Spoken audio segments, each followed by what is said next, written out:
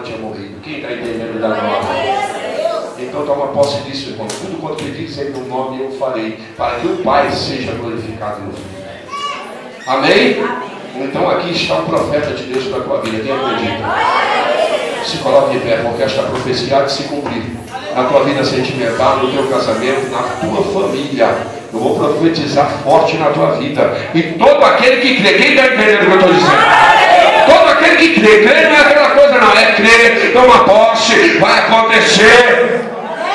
E é para agora. Alamancha mandarai. Levanta a sua mão direita.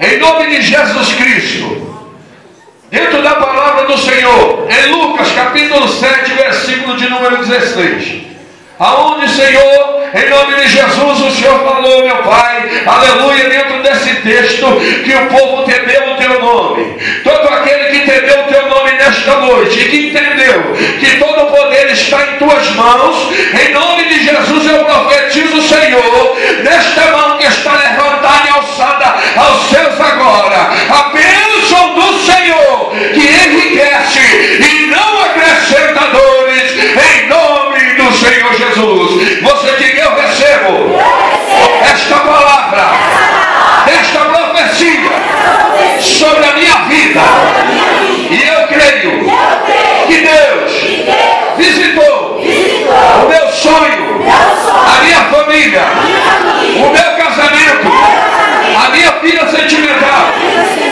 a minha saúde, as minhas finanças e o seu povo.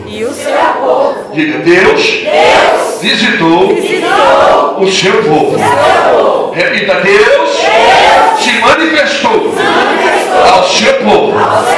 E eu creio, no nome de Jesus Cristo, que o pastor José Luiz